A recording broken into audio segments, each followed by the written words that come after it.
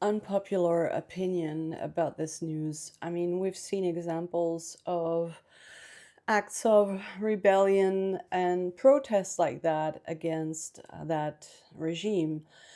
The problem is, and this is just a perspective to relate to archetypes.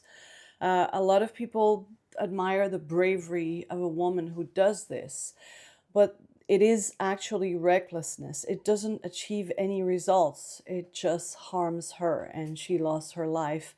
That doesn't get anywhere. You have to know that, the function of the hero, which is what is going to give you this urge to take action, that feels more true to yourself, that also has, at another level, the activist kind of energy. And then the highest level is one being inspired. The hero energy is supposed to give you the beginning of a direction of action. But then you have all the other stuff that you need to take into account, because from the perspective of the hero, it's just supposed to be there to give you the truth of what you're supposed to do that feels more true to yourself against the obstacle that is the world, that has predetermined paths of identity and activity that you're supposed to do. So the hero is supposed to really find something to love so that you can fulfill your potential there.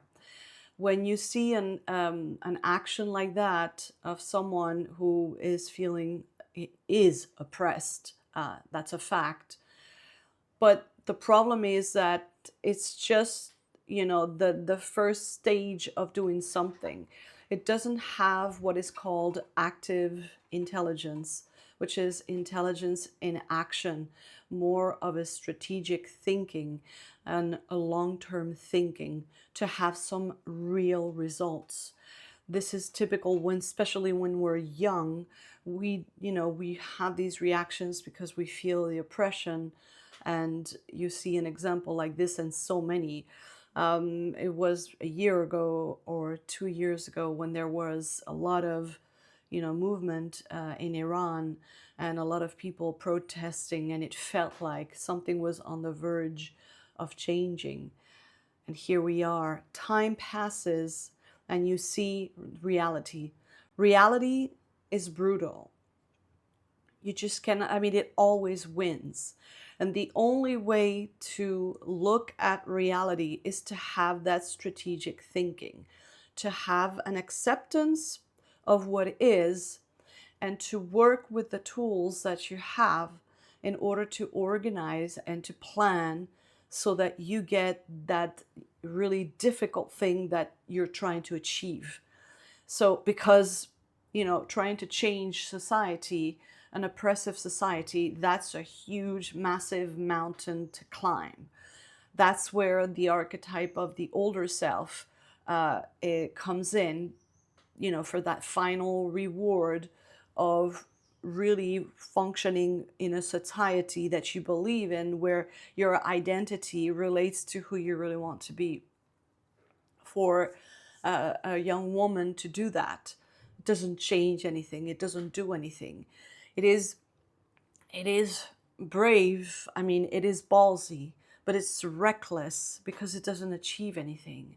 And this has happened so many times. The only way, for something so massive as to deal with an established government system is to actually have that active intelligence for that kind of stuff, which needs, organization, long-term thinking. It needs to connect with people and do something more than just put yourself out there and just losing your life, which is what has happened to so many. And I don't mean to say that to disparage what she did. It's a natural reaction when you feel so oppressed. But to just give you the perspective from an archetypal lens, this is what we're dealing with here. It's a regime, in order to really do something about the state of your life with a society like that, you need long-term thinking.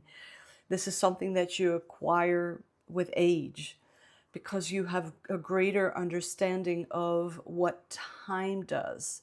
You will have a greater understanding of the weight of reality and consequences. So it's very sad, but I wanted to give you perspective from archetypes